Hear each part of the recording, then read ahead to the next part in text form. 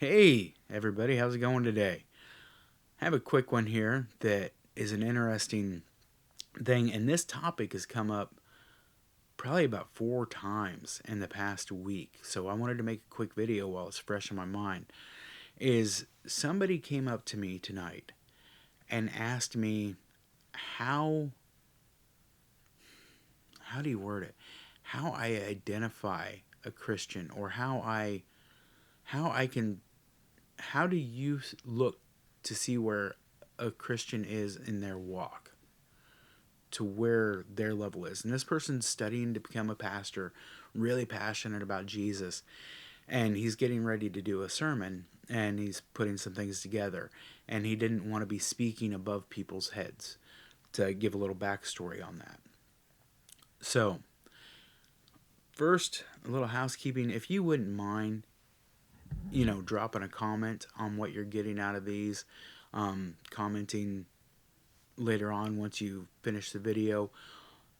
Give me a like, a subscribe. I'd greatly appreciate it. Let me know that I'm doing something that is worthwhile here, that it's not falling on deaf ears.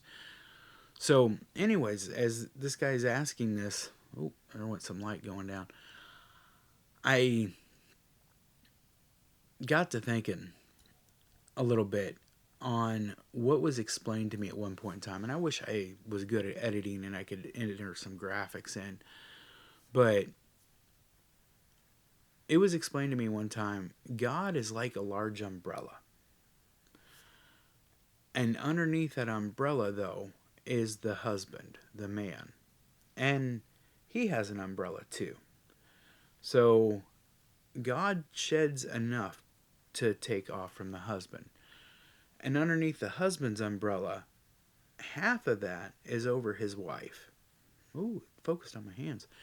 And the other, I'd say 3/4 of it's over his wife, and a quarter of it's over his children. And then the wife has her own umbrella, which covers over her, and it covers the other 3/4 of the children. And this gives a structure of how I have to have a good relationship with Jesus for my wife to have the optimal relationship with Jesus.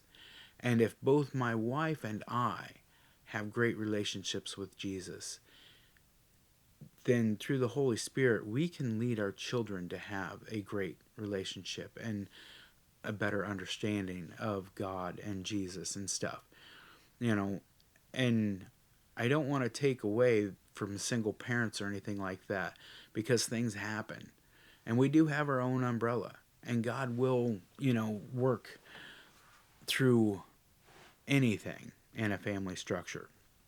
But the reason that I want to describe this is because when I am wanting to know where my walk is, where I'm at, I want to self identify.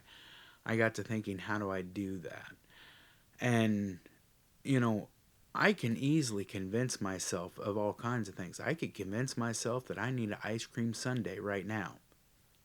I do not need an ice cream sundae. But I tell you what, you give me enough time in my own head, I can I can I can come up with some kind of justification why I do.